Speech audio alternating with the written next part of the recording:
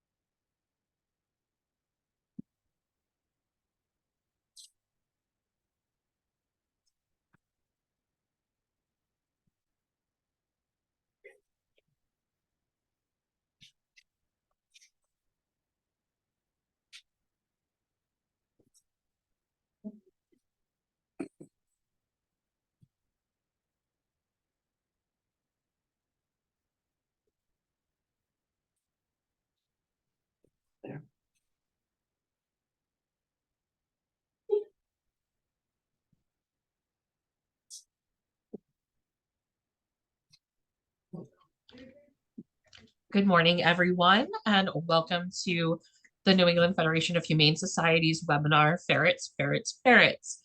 We are really excited to have Vanessa here today with us from the Ferret Association of Connecticut. I'm going to go through a few quick housekeeping notes, and then we will get started with all of the good ferret business. Did you like that pun, ferret business? We are going to move right on. Thank you for joining us today. We want to make sure everyone is aware that you can chat in the chat area. So take a moment to just get familiar with that and post your position and what organization and state that you are coming from so that we can get to know each other a little bit better. I would like to take just a moment to thank our sponsors, the ASPCA, VCA Animal Hospitals, the Humane Society of the United States, MSPCA Angel, and our possum partners, Save One Soul Animal Rescue League.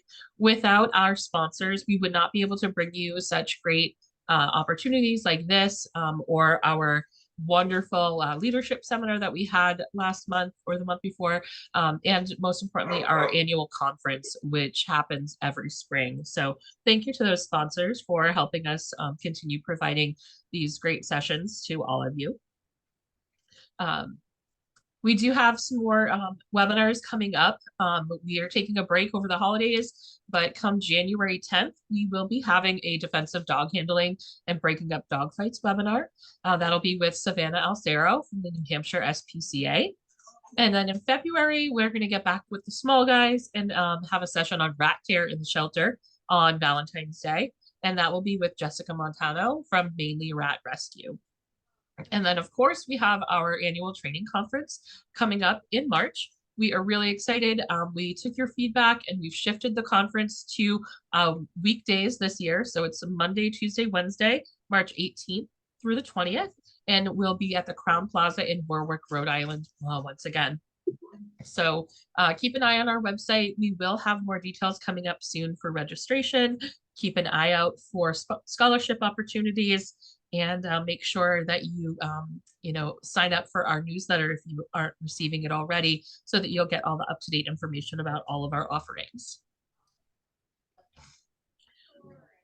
Also, with the New England Fed, we are always looking for folks to rep our gear. So we have a great site up on Etsy that you can get New England Federation of Humane Society gear with our new and improved logo. And all of the funds that come from that help us to put on the annual conference. So get your sweatshirt or your long sleeve tee or a notebook and help us continue to put that conference on. And if you're interested in becoming more involved with the Fed, we really would love for you to join our advisory council. We are looking for folks from all different areas of sheltering and rescuing. It's important for us to have representation from all over New England and all sorts of organizations. This brings the perspectives that we need to be able to put on a great conference and offers some really great webinars to really know what people are looking for. And it's a great way to connect with other animal welfare professionals. It's really easy to join the advisory council. And then after you're on the advisory council, you can move on to be a part of the board. And we work great together as a team to just make that annual conference go off without a hitch, and put on these webinars throughout the year. So please do look into joining us if you'd like to network with animal welfare professionals and just learn more about what you can do for animal welfare in the region. And now on to today's presentation. I would like to introduce Vanessa Gruden. She's the Executive Director of the Ferret Association of Connecticut. Vanessa has operated the Ferret Association shelter for 32 years, and she is nationally renowned for her ferret sheltering experience. So remember, pop any questions into the chat, and I'm going to turn things over now to Vanessa to school us all on what we should be doing for ferrets in our shelters. Great, thank you so much, Crystal. Good morning, everybody. What we're hoping to kind of go over today is some basics and then a little bit more advanced stuff. Some of you are taking ferrets now, some of you are not. Hopefully more of you will be interested in it, and what I'm going to try and do is give you tools to deal with the ferrets that you're getting in, whether you end up keeping them and adopting them out or transferring to another shelter. So, as Crystal said, questions, put them aside, be happy to answer at the end. Please bear with me because I'm totally non-tech. So if things get a little fuzzy here and there, I hope you can live with it. First thing is how to pick up a ferret. And of course the question is always, do ferrets bite? Well, any frightened animal is going to bite. You're aware of that. But there's a few ways to help minimize getting bit. Ferrets are a prey animal, and their predator would be things like hawks and eagles. So if you swoop down behind them on their shoulders, their instinct is going to be to turn around and try and bite, or at least check and see what that is. So if you can approach them with a hand this way, okay, let them know it's a human who's touching them, then do a scoop under the ribs and a scoop under the butt, and then hold them close up against you. That's the best way to hold on to them. This spine that lets them fold almost in half is pretty fragile. So if they're dropped, you're looking at a serious injury. So to hold them close means they won't wiggle away. The next thing that you absolutely need to learn to know how to do with ferrets is to scruff them. A lot of the things that you'll need to do to evaluate them, to figure out their age, etc., is all going to depend on you being able to do this. Just like scruffing a kid. They've got that loose skin back there, and you just want to hold them and hold them up. Everybody see how that's done? I have long nails, so I'm certainly not going to do it with my sharp nails, but I will do it with the sides of my finger and hold them this way. Okay, that's going to let you take a look at their teeth. It's going to let you check all sorts of things. Now, question number 2 is always, is it a boy or is it a girl? If I can have, Lauren, one of those boys there, you are not going to see 90% of the time, or 95, you're not going to see testicles, okay? All of the ferrets, or like I said, 98% of them that are around in New England have come out of pet stores. So they've come out of the big breeding farms where they're neutered and spayed before they're even sent out. Now the difference, the way you can tell, this little girl, she's got this sort of line down her belly, but this guy, who has now suddenly become very wiggly, does have what looks like a little belly button there. And just like a dog, that's his penis. Don't tickle it unless you want to get really friendly with him. If you should, for some reason, if you happen to get an animal that coming from a breeder or something, their testicles again would be right where the dogs are. Then there is what I call the really scientific way of telling whether it's a boy or a girl, and that is if they poop on the floor and the poop and the pee are together, then it's a girl. If it's apart by a few inches, it's a boy. So that hopefully will give you at least an idea. You are also going to notice that boys, this boy was particularly large, tend to be 1.5 to twice the size of a girl. Okay, now age is the next thing that everyone wants to know. And the best way to figure that out, and you all work in shelters, so you know, depending that what the owner tells you is not necessarily true. So you can tell age, again, if you scruff, look at those front canine teeth. Now, this little girl, it's sort of translucent. I hope you guys can see this, translucent at the tip and a little yellow on the way up. She's a few years old. If I can have that little boy again. He is only about 8 months. So if we look at, oh, you're gonna be tough to scrub. If we look at his canine teeth, they're really bright white, almost all the way from the tip to the top. It's pretty common to see broken teeth. Ferrets, even the wild black-footed ferrets, break teeth all the time. If they've been chewing on a cage, whatever, that's pretty normal to see. You will sometimes see with older ferrets a lot of tartar on the back teeth, back there. So that is how you can figure it out. If you've taken an animal from the public, particularly in the last year or so, try and get the sale paperwork.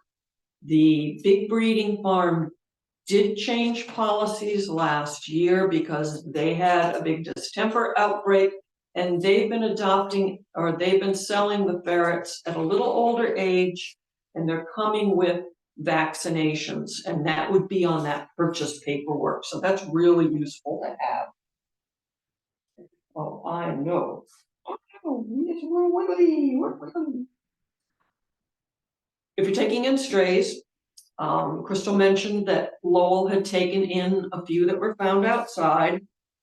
You want to, of course, look for fleas, you know, and that's just like you would see them anywhere. Look for ticks. Ear mites tend to be kind of endemic with all animals in a shelter.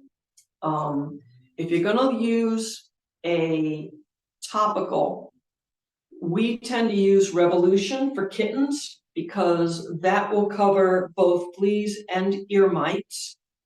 If you will need to do an immediate flea shampoo, because none of us want fleas in our shelter, just use a brand that's made for kittens. Okay, don't use a dog flea shampoo, that's just way too strong for them. What I recommend is the best way to make sure you're catching all of those fleas is soap them up, lather them well with the flea shampoo, and let it sit for 5 minutes. So they're not going to be happy, but will be a lot happier. You will be happier to not have fleas in your shelter, and then just rinse off.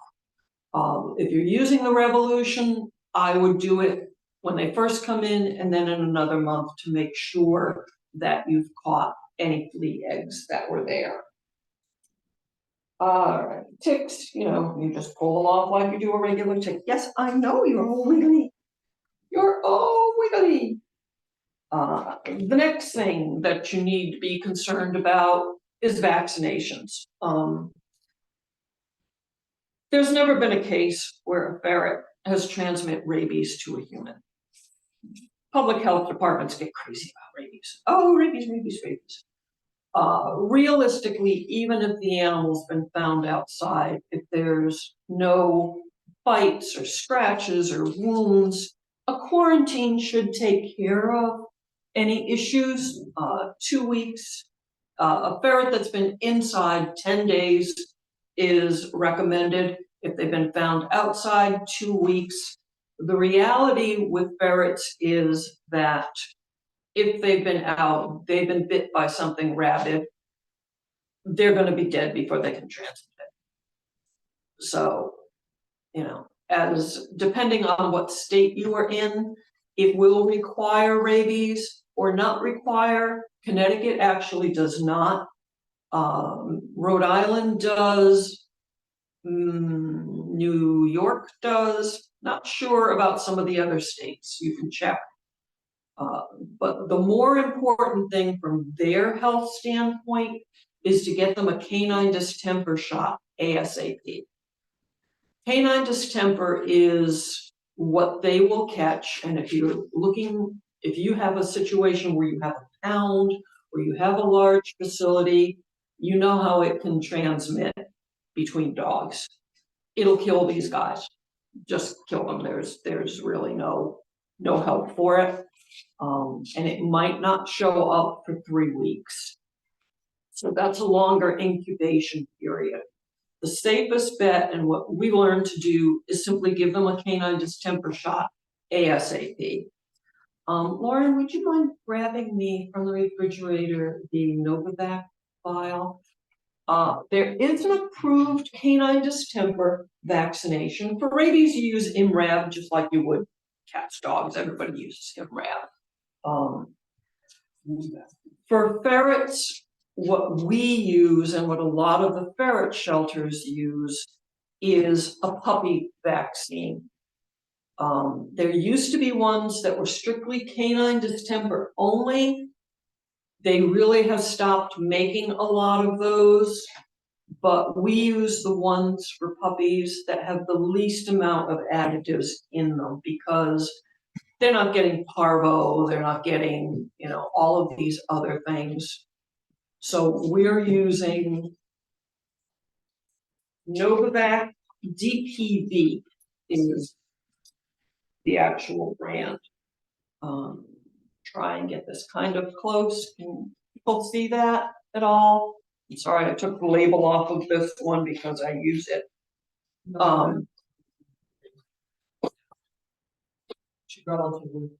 It's inexpensive. I mean, it does come in 25 pack doses, which makes a lot of shelters reluctant to want to buy that many. But it is certainly possible that you guys can share it. You know, they're so inexpensive. They end up, the 25 doses is like $100, maybe $120. Whereas the quote unquote approved vaccine for ferrets for canine distemper is twice the price. And so even if you're throwing out half, you're still saving money. This is perfectly effective. Essentially, they, sorry, train of thought just got derailed. They should, in theory, and this is where having that information from the pet store, if you can get it, is helpful. They should have a series of 2 canine distemper shots to get them up to speed on their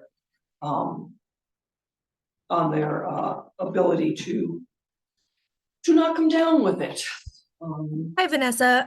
Usually we would do questions at the end, but just since we're still talking about it, we had someone asking if you could just re-explain the purpose for giving the canine distemper vaccine.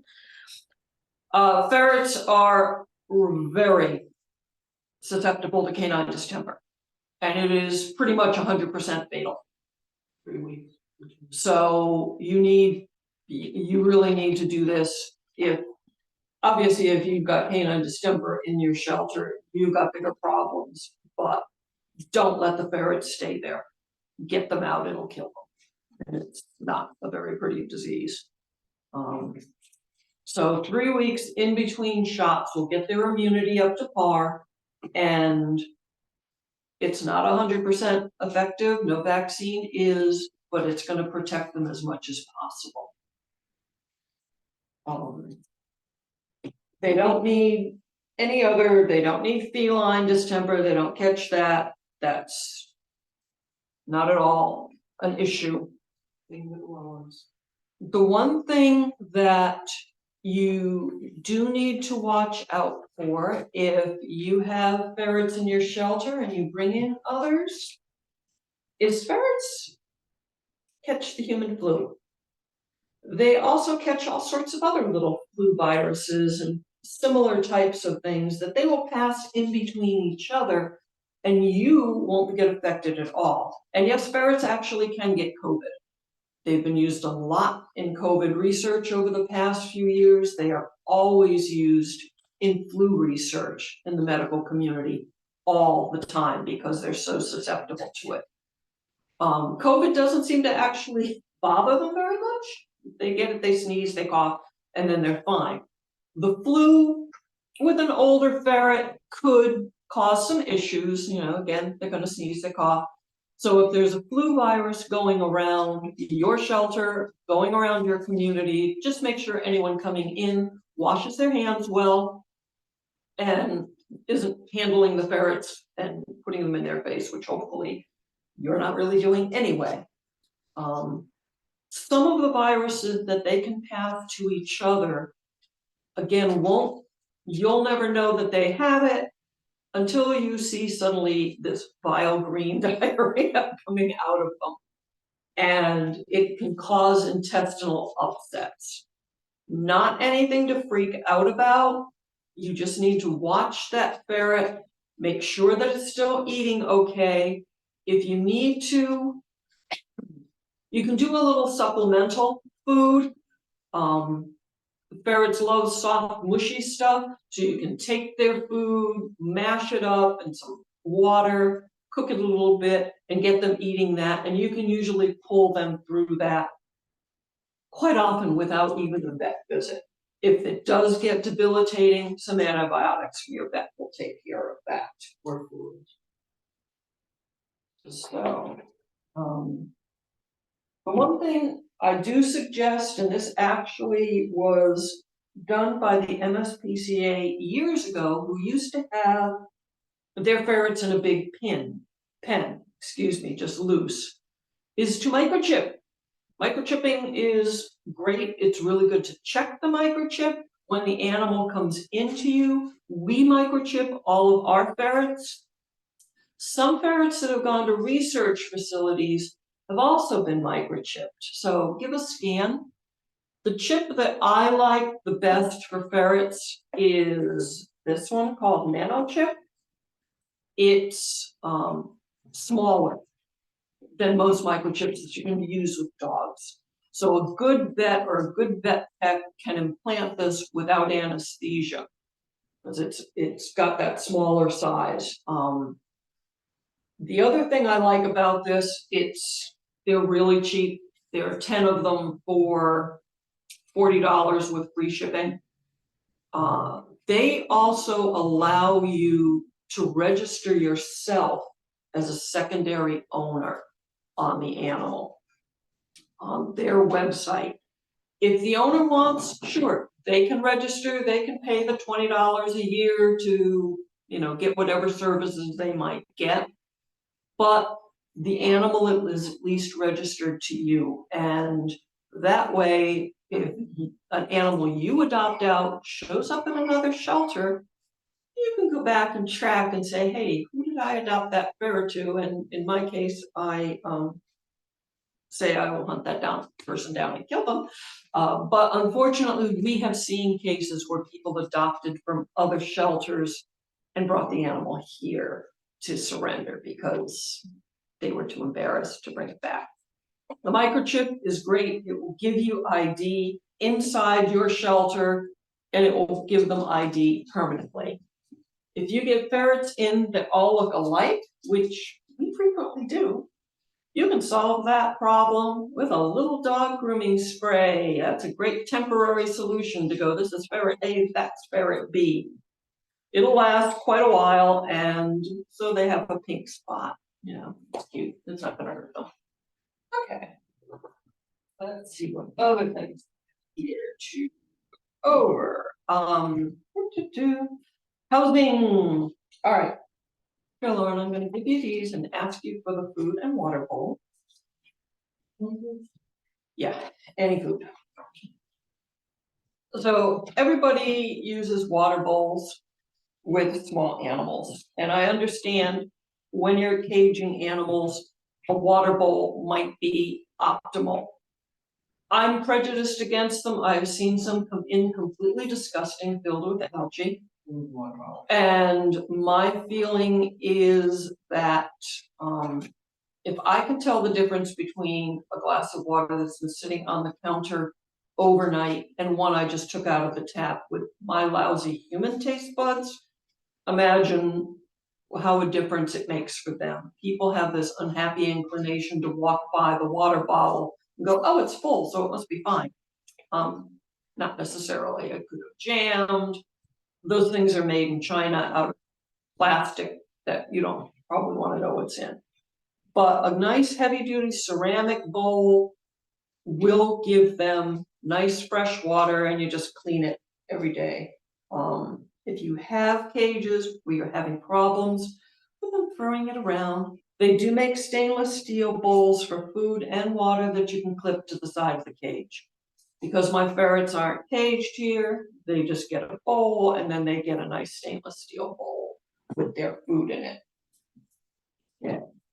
Which then brings us to, what do you feed these things? I'm just going to back up a minute and say about housing. We're going to do a quick pan of our shelter room here. This room was designed for ferrets, and nobody expects you to have an entire room set up for ferrets. A lot of people use large double-decker cages. Some of those can be cordoned off from the top to the bottom, which is helpful. I really like, if you've got the space and can, to use a metal pet playpen. As long as you get one that's 29 inches high, they can't jump out. You can pick the whole thing up and clean it, and it's a little less cagey, you know. Depending on your situation, you know, you may not want people to be able to reach in and touch them. You could put a cover on whatever, but my feeling is always, just because you can cage something doesn't mean you should. And these really aren't cage pets. These are intelligent carnivores. They want to run around. It's important for them to have the mental stimulation. And if they're in the cage, it's, you know, like locking them in the closet. They're just going to be bored and they're going to sleep. Other things that you might want to put in your cage is a hammock.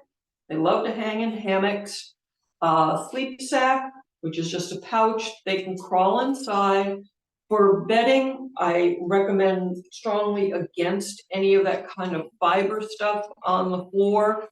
What you want, even towels can be problematic because they can catch their nails in it. So if you find a little piece of fleece fabric or blankie, this is perfect for them. They can just wrap themselves up for it inside. Litter. Pet stores love to sell ferrets with litter boxes and big bags of litter and tell people, oh, it's a litter box. Well, it's not natural for them really to do that. So we use newspaper flat on the floor, and we fold it up a little bit against the floor molding. You'll see it when, like I said, we pan around a little bit, and it's super cheap, really easy to clean. A couple sheets of newspaper, you know, make a friend with your local library and they can give you extras, or you can steal it from the grocery store. Some people do use puppy pads, but a bored ferret is going to start ripping them up, and they start getting expensive over time. I find they're not particularly ecologically great either to be using puppy pads every single day. But a cat wants to use a litter box. Poop, dig it over. A ferret doesn't want to do that. They pretty much want to poop, pee, and run off to the next thing. Okay. Food. Traditionally, ferrets in the pet stores are fed Marshall food. This is their chicken formula, which is a little less smelly. Their traditional one is kind of based on fish and it's kind of gross. So you will find a lot of ferrets are gonna wanna eat marshal food. I find a lot of ferrets are also, particularly if they've been fed, junk food, which, meow mix or only knows what people are buying in the grocery store. They'll switch to ProPlan. I like the ProPlan for kittens. It's got a nice high fat and protein count in it. Readily available in stores. The ferrets like it, which is important. There's also some specific ferret foods, and depending on your budget and how crazy you all want to get, this Essentials brand made by Oxbow, you probably know them from guinea pigs and rabbits and things, is a new brand that's come out that's really good. They should have food and water available 24/7. These guys have very short little digestive systems. They're going to get up, they're going to eat, they're going to poop, they're going to go back to bed. They're not, it's pretty rare that a ferret's going to overeat. I would worry about any that come in that are severely emaciated, just like with any other animal or human. If an animal has really been starved, you have to carefully introduce food to them so it doesn't mess up their system. Okay. Grooming is the next thing. And that is where we're going to use that trick to scruff. And I've got Tobo here. He's unusual. They're not usually this pudgy. He's a pudgy little guy. Can I get a hand here to hold him? And yeah, he has a little pimple on his belly. If you can get two people, it helps. So you have one person scruffed, you can have the other person, move this a little closer, do the clipping. And you want to try and get all toes. Nice part is, unlike dogs, they don't have black nails. Almost all ferrets have white nails. So you can see where the quick is so you don't clip. And these are just the little scissor type of clippers that any pet store will have, even for birds or cats. Ear cleaning, which nobody ever does, and which is a good idea to do. Yeah, just don't keep them scruffed long. You don't want to do it for more than a few minutes. So I use a Q-tip. I go straight down into the ear, and if you go perpendicular to the floor and you're going to wiggle, see if we can find somebody else here. Yeah, he's just wiggle. He's young, so he's wiggling. Here's the little old lady, she went to sleep. We can get Bentley. That's a good one. All right.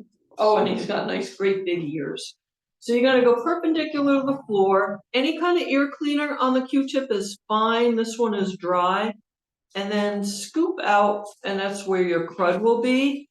His ears have been done pretty recently, so there's not much in there, but there's still some crud that you need to get rid of.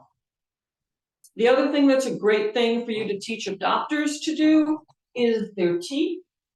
Any pet toothpaste will do. I like, again, using a Q-tip because you're going to throw it out afterwards, so it's always going to be sanitary. Next, because it's white, if you start rubbing around in their mouth and see a little bit of blood, then you'll know that there's gingivitis there. So again, I just, rub here, rub there, get it along the gum. Pet toothpaste, is a little enzymatic, so just getting it in there, and it's almost all pretty tasty. The little finger brushes that they sell for cats, see, even he's got a teeny bit of red on there. So he's got a little gingivitis. He's a little older guy. But it's a great thing to have your adopters do. Okay, common medical issues. So, let me have him back. Other than the viruses that they can pick up from each other, as I talked about before, can very commonly see little mast cell tumors, just little black, they'll look like I don't know, like a wart or something. If an owner has let them go, they can really grow. The nice thing about ferrets is that mast cell tumors in them are very rarely cancerous. They don't metastasize, so as long as there's enough skin for a vet to excise it and close it up, that can be taken care of really easily. Maybe they'll recur, maybe not, but it's not a major issue. The other thing you'll often see is a ferret that's half naked. Couple reasons you might see that. If you find a ferret where their back legs, their back feet are really bare and their whole tail is really bare, it's possible that they've just been kept in filth and that, urine burns, etc.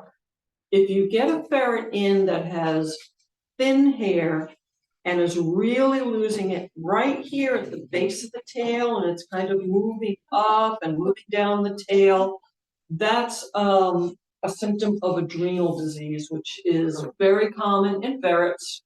It again is also treatable. What people will do is you can get a long-lasting implant at the vet. Runs about $300. So it's not insignificant, but it covers all of the symptoms. It is a type of cancer. It's very long. It's not a painful cancer.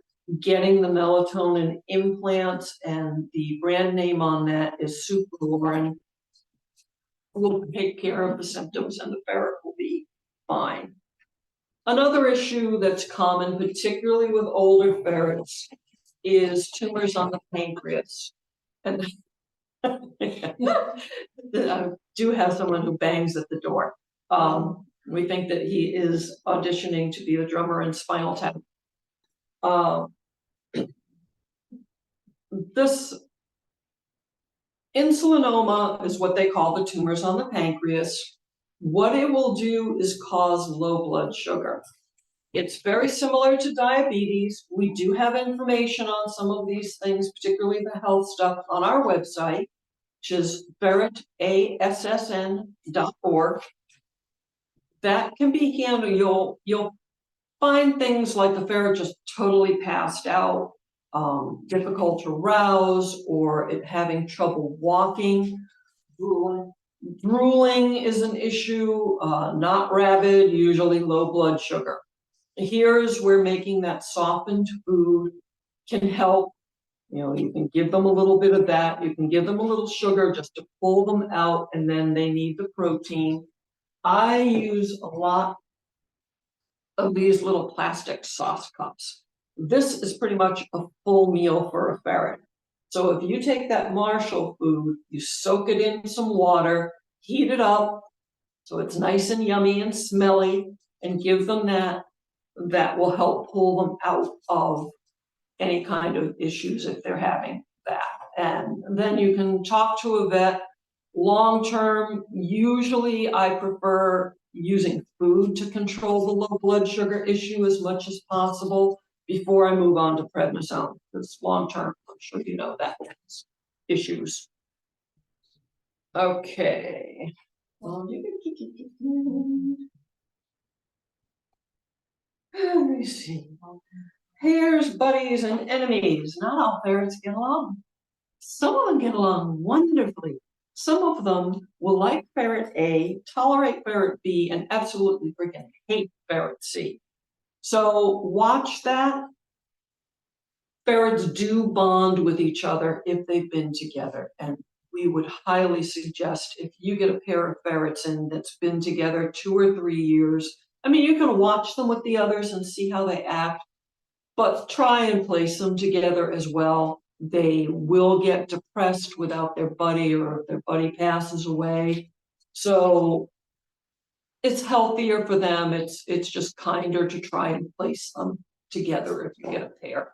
That's pretty much going to be impossible if you get 5 in at a time, but you might be able to watch them and say, okay, well, Fluffy is sleeping with Rover, and this one sleeps with that one. and kind of figure out who might be buddies. If you get a ferret that absolutely hates others, quite often it's because they've been kept as a single ferret for a number of years and they're just terrified of these things. They don't know what they are. Sometimes that can be overcome. Sometimes it takes time and patience. We try and counsel people, work it through, keep them together as much as possible, as long as there's no blood and everybody is eating okay. They're just working out their little pecking order. It just has to happen. And once that's been established between the group, they'll be fine. But when you're working in a shelter environment and you're always bringing in new animals, you're upending the social order every time it comes in.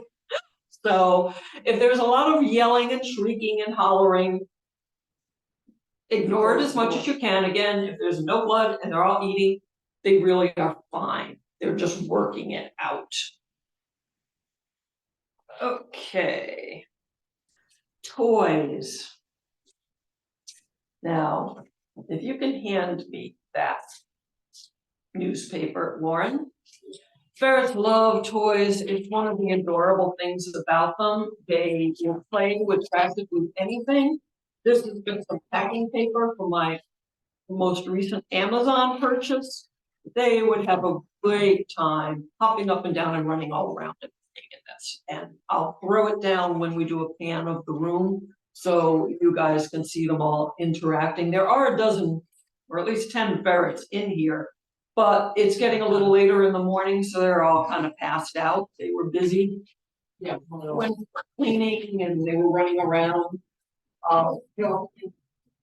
Fishing pole toys, a lot of them will play with that.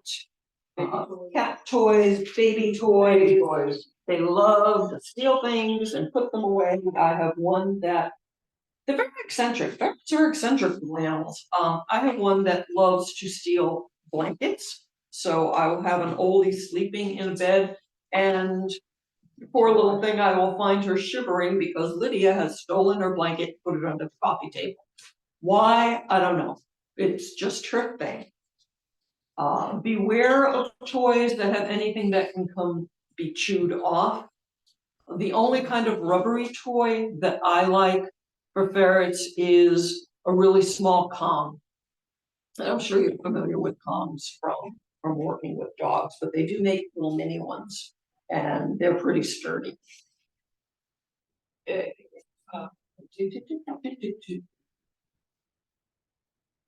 Sometimes people go, well, there's cats, there's dogs, or whatever. Why do people want these things?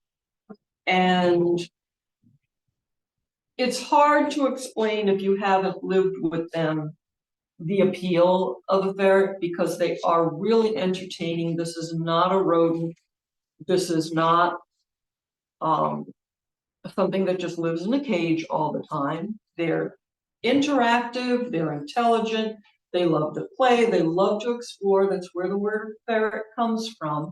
And they want to be involved, which makes them very appealing to a lot of people. That's what I love about them, is every single one is unique and different, has its own little quirks. And I had cats and dogs all my life, but these guys are just very special. For some people who are allergic to cat and dog dander, the ferret might be a great pet because they are less likely to be allergic to that. Ferrets, people can be allergic to ferrets. It's to the oil in their fur. But you can usually test that pretty quickly with someone just by handling them if they start breaking out in a rash. But without all that dander, because they have fur, they're really only shedding their coats once or twice a year, spring and summer. So you don't have all of that stuff. So people who are very allergic to dander can tolerate ferrets better. Which, of course, can sometimes bring us to, why do people give them up? It's the same reason that people give up any animal. evictions, moving, and whether that's an excuse or isn't, you guys work with the public, you know. The vet expenses have gotten really hideous recently, so I've seen more and more people calling us going, oh, my ferret's sick, I don't have the money to pay for it. Well, you know, I'm not sure why they think calling a humane group is going to get the money, because you and I are out there begging for money every day for the animals in our shelter, and this is their pet, and they don't seem to want to do that. One issue that I find a lot, and this can get into who's a suitable owner or not, is that the people who really want ferrets are also the people who might give them up most often. They are a lot of kids want them.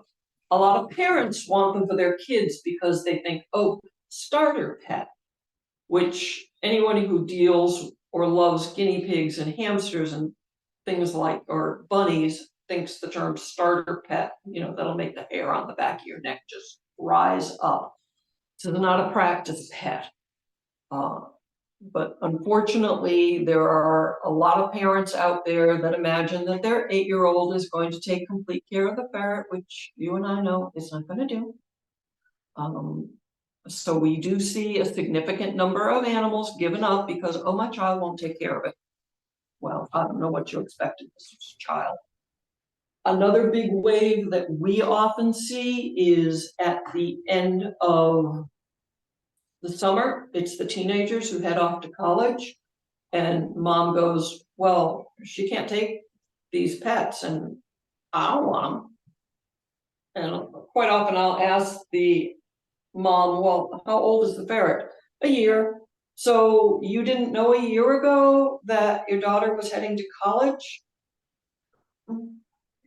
Most people are looking for colleges when their kid hits about 12. So if you didn't know at 16 that your kid was heading to college and think ahead further, that's a problem as well. So teenagers. Another issue that I often see is college students and young adults giving up ferrets. That's just a time of life when there's a lot going on in people's lives. They leave college, they join the military, they get married, so all of those are the same kind of factors that's going to affect people giving up cats and dogs as well. They're the same thing. Obviously, you know, you guys who are pros at this, you know, but those are the things that particularly with ferrets, because on TikTok, there's a lot of videos of ferrets doing adorable little things. There aren't very many viral videos of people cleaning poop. That's not popular out there, but that is, alas, the reality of dealing with pets. So, Vanessa, we are hitting just about the quarter of mark, and we have a bunch of great questions in the chat. Okay. So I'm gonna turn things over to Allison to ask our questions. We had a lot of good conversation going on in the chat, asking about different topics that you hit on. So Allison, take it away. Oh, thank you so much. And thank you, Vanessa. This has been really informational and great. Like Crystal said, we do have quite a few questions, which is awesome. Kind of going back to the beginning when we were talking about ear mites and fleas, we had a question, would Advantage Multi be another good option with fleas and ear mites, or do you prefer Celerid? I'm sorry, Celerid, I'm not sure what that is. To be honest, I don't think I do either. What do you use to clean? I believe that's the active ingredient in the Revolution, is selamectin. Okay. Yeah, I've just traditionally used Revolution. I've seen people use Advantage or other products. I just don't like any of the over-the-counter things. I don't find those helpful. I prefer something prescription for them. And when you're cleaning ears, what are you using? when I clean ears, any kind of pet ear cleaner will work, but you also could use mineral oil, hydrogen peroxide, something like that, dip your Q-tip in that and then clean the ear. Okay, great, thank you. And then you had already kind of answered why we give the canine distemper vaccine, but we were wondering what the approved distemper vaccine that you use is. We're not using the approved, We're not. okay? We're using the Novavax puppy DPV. The approved vaccine, besides the extra cost, is we just saw a lot of reactions with it. And that scares me. We don't have the capacity to bring all of our ferrets to the vet and have them all pre-treated with Benadryl to take that, you know, to reduce the risk of an adverse reaction.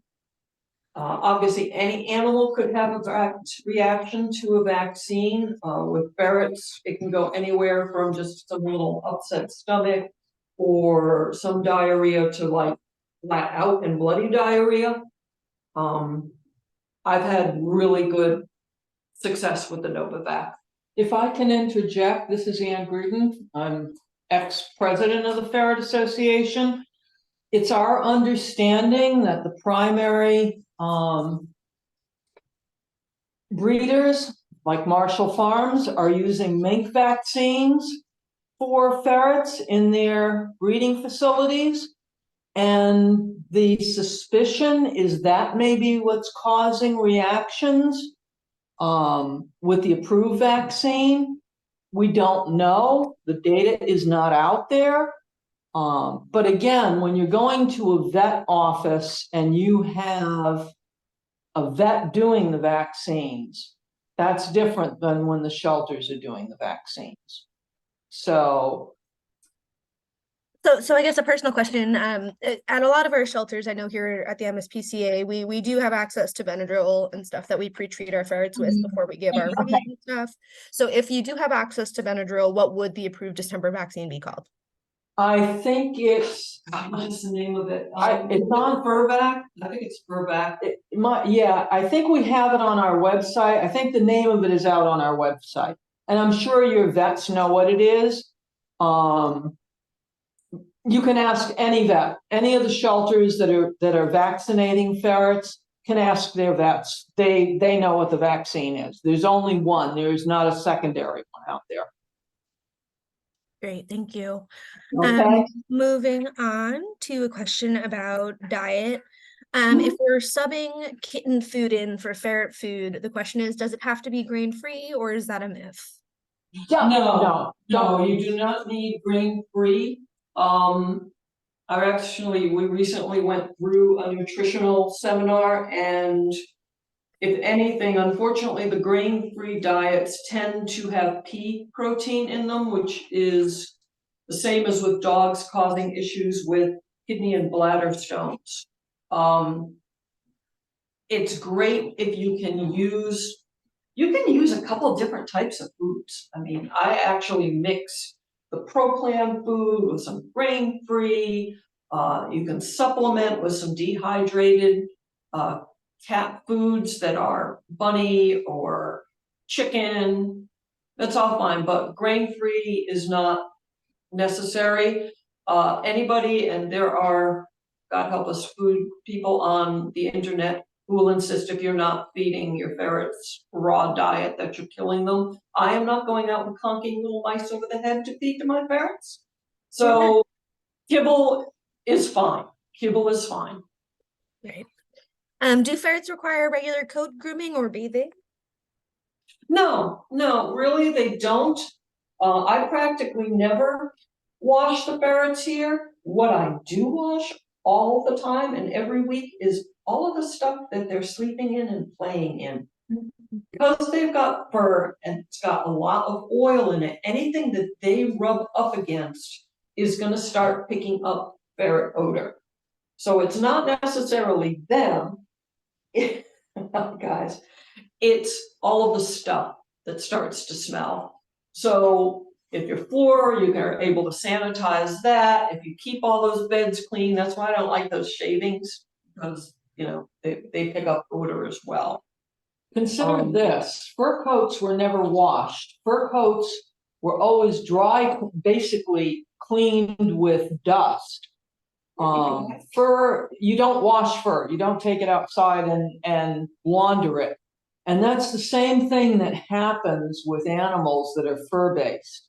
They, you know, you wash hair, you wash a dog, you wash a cat, but you don't wash fur. It strips it of the oils that naturally cleanse, the same with feathers. Yeah. Dog. Yeah, If you do get an animal in, again, that's particularly stinky because it's been kept in foul conditions or something, kitten shampoo will take care of that. but as a But as a regular basis, I mean, sometimes that questions like that are really related to, well, do ferrets smell? Because everybody says, oh, ferrets smell. Sure, dogs smell, cats smell. Your grandmother's house probably smells. Ferrets smell too. It's just a different type of odor, and it's what people get used to. Great, thank Next. you. We have a couple more questions, and I know we're running short on time, so we'll try and get through them. How does a melatonin implant assist with the adrenal issues, like normal melatonin? Was the question? It's similar. It's kind of involved to get into. What I probably suggest is you go to our website and read the whole article that we have on it that explains why ferrets get that problem of hair loss and how the melatonin interferes with it. The Awesome. implant is basically time released melatonin. Okay, interesting. Great. We will definitely. I think I sent. Well, at least I know I sent Vanessa's email earlier on in the chat. So certainly, if we have additional questions from any of the viewers here, are they welcome to send you an email just to check in? Absolutely. Awesome. We have enough time for us to do a quick pan of the shelter room so you guys can kind of see how this is set up. Oh yes, so we actually have two more questions, and then the absolute final question was requesting a view of the room. So we'll get through the next two real quick. One of them was our education ferret visits schools, camps, etc., and was surrendered to us by himself. He seems to be happy and healthy, but should we consider getting him a companion?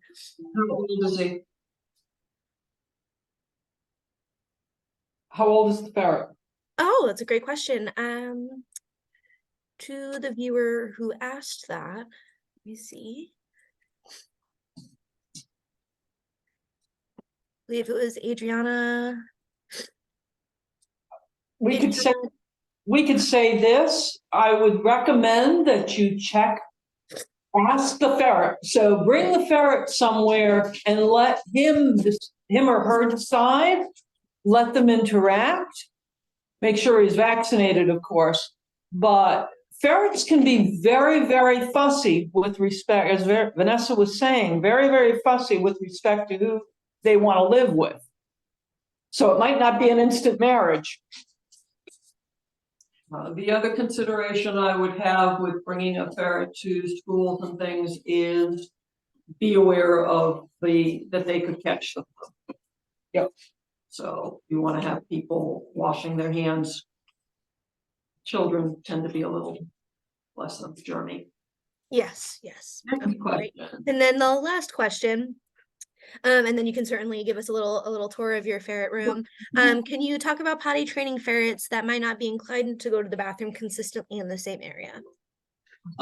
They will learn from each other. They're trained animals, so they want to go where another one has gone. They normally want to go in a corner, and we'll show you how we have the corner set up here. I find when a ferret that comes in here that's never seen a litter box or never seen anything, it will take them a day or two, and then they'll go, oh, okay, this is where everybody else is going, so that's where I'm going to go to.